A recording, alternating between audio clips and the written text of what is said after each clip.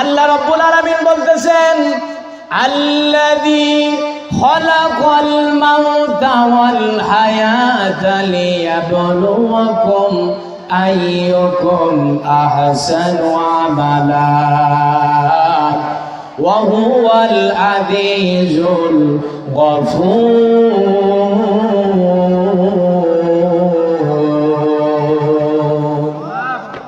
ও বান্দা, দুনিয়াতে আমি তোমাদেরকে পাঠাইছি, জন্ম এবং মৃত্যু এই দুইটা জিনিস সৃষ্টি করেছি। তোমাদেরকে দুনিয়াতে পাঠাইলাম, জীবন দিলাম, আবার একদিন মৃত্যু ঘটাইব, শুধুমাত্র কারণ একটা, লিয়াবলুয়াকুম আইয়ুকুম আহসানু আমালা। আমি দেখতে চাই কোন ব্যক্তি, কোন মানুষটি বেশি বেশি করে নেক আমল করে আমি আল্লাহ পাকের সামনে দাঁড়াইতে পারে। কার সামনে? আল্লাহ পাকের সামনে দাঁড়াইতে পারে। এবার আসেন, এই পৃথিবীতে যত মাখলুক আছে, সমস্ত মাখলুকের ভিতরে শ্রেষ্ঠ কারা? বলেন বলেন। লাকাদ খালাকনাল ইনসানা ফি আহসানি তাকওয়িম। আল্লাহ পাক বলতেছেন, ও বান্দা, দুনিয়াতে যত সৃষ্টি আছে খেয়াল করে দেখো, আমি তোমাদেরকে সৃষ্টি করেছি, আমি মানুষ সৃষ্টি করেছি। মানুষের চাইতে উত্তম সৃষ্টি, উত্তম সুন্দরতম আকৃতির এই আসমানের নিচে জমিনের উপর মানুষের চাইতে সুন্দর কোন সৃষ্টি কিন্তু এই জমিনের উপর আর নাই। আছে? অথচ দেখেন, আমরা এই পৃথিবীতে সৃষ্টির সেরা মাখলুকাত হইয়া আল্লাহ পাকের সব সময় ঘোর বিরোধিতায় লিপ্ত আছে। আর আমাদের নবী, বিশ্ব নবী জনাবি মুহাম্মদ রাসূলুল্লাহ সাল্লাল্লাহু আলাইহি সাল্লাম, তিনি বলেছেন, হাসরের ময়দানে যখন সমস্ত মানুষদেরকে আল্লাহ পাক হাসরের ময়দানে সমবেত করবেন, সমস্ত মানুষকে আল্লাহ তাআলা হাসরের ময়দানে যখন দণ্ডায়মান করবেন, দাঁড়ানোর পর আল্লাহ রাসূল বলেন, আল্লাহ পাক তার কুদরতি দুইটা পা উন্মুক্ত করে দেবে। দেওয়ার পর আল্লাহ পাক বলবেন, বান্দা কোথায় যেতে চাস, জান্নাতে না জাহান্নামে? আপনারা কোথায় যাবার চান? কোথায়? 2-4 জন করছে, আরগুলো কি 2-4-10 দিন 2-4-1 যুগ খাটে ঘুটে যাবেন, দোজগত খাটে ব্যস্ত যাবেন? আচ্ছা, একজন হিন্দুকে যদি কই, দাদা তুমি 12 মাসে 13 পুজো করো, তুমি কোনটি যাবা গো? কোথায় যাবে? স্বর্গত যাবে। দেখেন, আমরা যে মুসলমান, আল্লাহ পাকের নামটা আমাদের মুখ থেকে উঠেই গেছে। নাই নাই আল্লাহ পাকের নাম। আল্লাহ রাব্বুল আলামিন বলবেন, বান্দা জান্নাতে যেতে চাও, আমার কুদরতি পায়ে তোমরা একটু সেজদা দাও, একটা সেজদা দাও। এবার সমস্ত হাসরবাসীরা সেজদা দেওয়ার জন্য দাঁড়িয়ে যাবে। কাকে? কাকে? আরে বাবা, অনেক মানুষ আছে এই জমিনের উপর, আল্লাহকে সেজদা দেওয়ার জন্য সময় পায় না, অথচ মাজারে গিয়ে সেজদা দেয়, পীরকে গিয়ে সেজদা দেয়। এরকম ডাকাত, এরকম নিমক হারাম, এরকম জোচ্চোর, এরকম মুশরিক বান্দা এই মুসলমানদের ঘরে আছে না নাই? আছে? আল্লাহ ছাড়া অন্য কোন ইলাহের উপাসনা করা যাবে? আমরা যদি অন্য কোন ইলাহের, অন্য কোন দিন, অন্য কোন ধর্মের উপাসনা করতে যাই, সেটা কিন্তু আল্লাহ পাক কবুল করবে না। যার কারণে কুরআনুল কারীমের ভিতরে আল্লাহ রাব্বুল আলামিন বলতেছেন, ওয়া মাইয়াবতাগি গায়রাল ইসলামি দীনা ফালাইয়ুকবালা মিনহু ওয়া হুয়া ফিল আখিরাতি মিনাল খাসিরিন।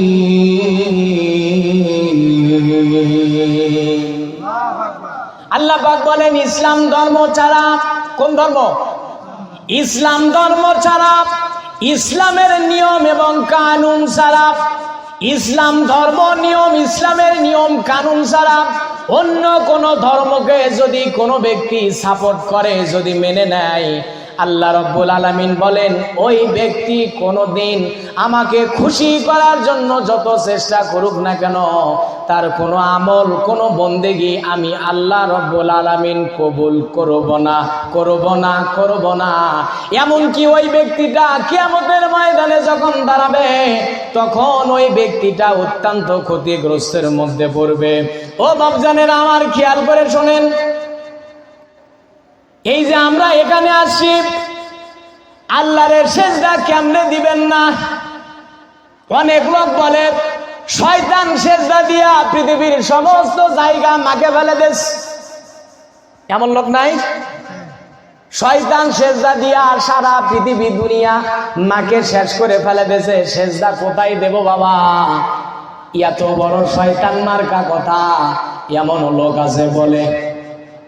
অথচ দেখেন, আল্লাহ পাক আপনার আমার জন্য যত নিয়ামত দুনিয়াতে দান করেছেন, আল্লাহ পাকের পক্ষ থেকে আপনার আমার জন্য যত নিয়ামত আছে, কোন নিয়ামতের কিন্তু কমতি নাই। আপনার যা প্রয়োজন, প্রয়োজনে আল্লাহ পাক প্রয়োজনের চাইতে বেশি দিয়েছে, দেয়নি?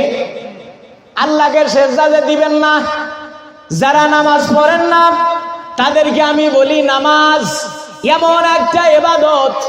দেখেন, অনেক মানুষ আছে নামাজ আদায় করে না, হেলাই খেলাই সময়গুলো পার করে দিচ্ছেন। কিন্তু চিন্তা করবেন না, একটা সময় আসবে এই পৃথিবীতে আমরা যারা বুঝি হায়াত শব্দটা হলো 5 প্রকার। কয় প্রকার? হায়াত হলো 5 প্রকার। কয় প্রকার বলেন? 1 নম্বরে আলমে আরওয়াহ, যেখানে সমস্ত মানুষের রূহগুলো আল্লাহ পাক একত্রিত করে রাখছিলেন একটা সময়। সেই রূহগুলো কিছু কিছু আল্লাহ পাক এই রূহগুলো এক এক করে স্তরে স্তরে পাঠাইতেছেন। আলমে আরওয়ায় আমরা ছিলাম, সেখানে একটা জগৎ, সেখানে কিছু সময় আমরা পার করে 2 নাম্বার জগৎ হলো মায়ের পেট। কোথায়? 2 নাম্বার মায়ের পেট। ওই মায়ের পেটের ভিতরে আমরা কিছু সময় ছিলাম, তারপরে আসছি কোথায়? দুনিয়াতে আসছি। 3 নাম্বার জগৎ হলো দুনিয়া। এই দুনিয়াতে আমরা এসেছি, আবার দুনিয়াতে একটা সময় আমাদের জন্য আল্লাহ পাক নির্ধারিত করে দিয়েছেন। এই দুনিয়ার সময়টা যখন পার হয়ে চলে যাবে, 4 নাম্বার একটা জগৎ আছে। সেই জগৎটা হলো মানুষ মারা যাওয়ার পর রাখে কোথায়? কোথায় রাখে? আপনারা হয়তো কথা বুঝতেছেন না। না, ওই এক ছাত্র স্কুলে গেছে পড়ার জন্য, তো সবচাইতে খারাপ ছাত্র যাই, তাকে এখন স্যার বলতেছে, বেটা গুড বানান কর, গুড গুড। ছাত্র এমন বেকার বেকা বলতেছে ABCD EFG HIJ KLMN QRST UVWXYZ। Teacher করছে, এই বেটা বেকুব, তোকে আমি গুড বানান করতে বললাম, তুই ABCD শুনেলো, আমার কারণটা কি? বলতেছে, স্যার ওরই মধ্যেই আছে, আপনি বানান করিলেন। আমারও তাই মনে হয় না? ওই আপনারাই কম, তোমরাই শোনেন নাকি? এই যে দেখেন, মানুষ আমরা যখন মারা যাব, মারা যাওয়ার পর একটা জগৎ আছে, সেটা হলো কবর। দুনিয়ার জগৎটা যখন শেষ হয়ে যাবে, আমাদেরকে কবরের ভিতরে রাখবে। সেখানে আমাদেরকে একটা সময় থাকা লাগবে। তারপরে সেখান থেকে আল্লাহ পাক 5 নম্বরে যে জগৎটা, সেটা হলো হাসরের ময়দান। ওই হাসরের ময়দানে একটা সময় আমাদেরকে নির্দিষ্ট একটা সময় রাখবেন। তারপরে হয় জান্নাত, না হলে জাহান্নাম, ঠিক না? এবার বলেন, আমরা কোনটাতে আছি? ঠিক না? আমরা কোন জগতে আছি? ঠিক মাঝখানের জগতে। 2টা চলে গেছে, ঠিক দুনিয়াতে আছি, আর 2টা জগৎ আমাদের জন্য অপেক্ষা করতেছে। অপেক্ষা, এই যে যারা আপনারা মুরব্বী আছেন, যাদের এই যে দাড়ির চুলগুলো পেকে গেছে, মাথার চুলগুলো পেকে গেছে, এই মাথার চুল হযরতে আদম আলাইহিস সালামের পাকে নাই, হযরতে নূহ আলাইহিস সালামের মাথার চুল পাকে নাই। আপনারা কি জানেন, এই মাথার চুল, দাড়ির চুলগুলো, এই কালো চুলগুলো সাদা হওয়া শুরু হয়েছে কোন মানুষের কাছ থেকে? আপনারা জানেন? কেউ জানেন না? হযরতে আদম আলাইহিস সালামের দাড়ির চুল, মাথার চুল কালো ছিল, নূহ আলাইহিস সালামের মাথার চুল, দাড়ির চুল কালো ছিল। ঠিক এই দ্বারা আস্তে আস্তে আমাদের জাতির পিতা, কি নাম? সমস্যা আছে? জাতির পিতার নাম কি? আল্লাহ রাব্বুল আলামিনের ঘোষণা, মিল্লাতা আবিকুম ইব্রাহিম হুয়া সাম্মাকুমুল মুসলিমিন।